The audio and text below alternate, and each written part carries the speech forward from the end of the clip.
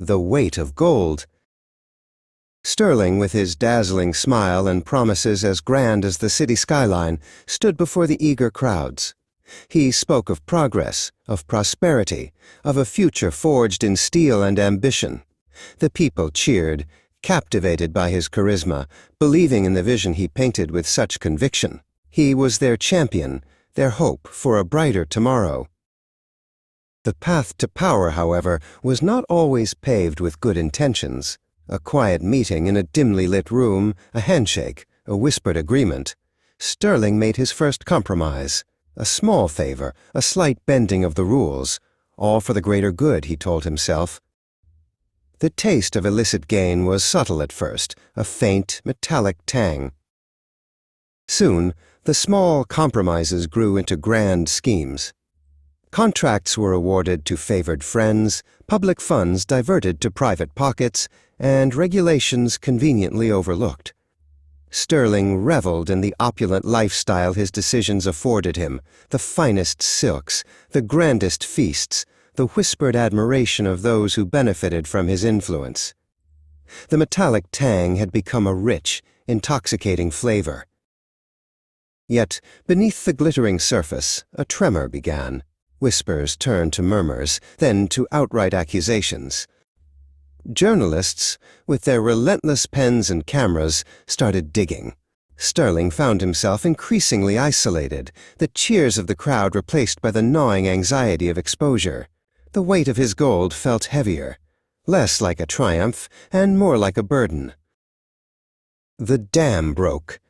Investigations revealed the intricate web of deceit, the stolen millions, the broken trust. The public, once his ardent supporters, turned on him with a fury that echoed his own ambition. He was no longer a champion, but a villain, his name synonymous with betrayal.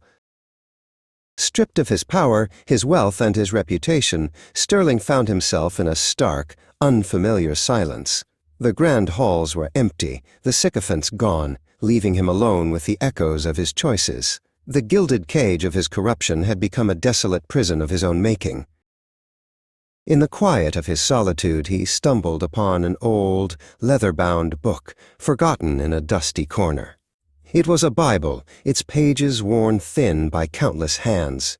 He picked it up, a strange curiosity stirring within the vast emptiness of his despair.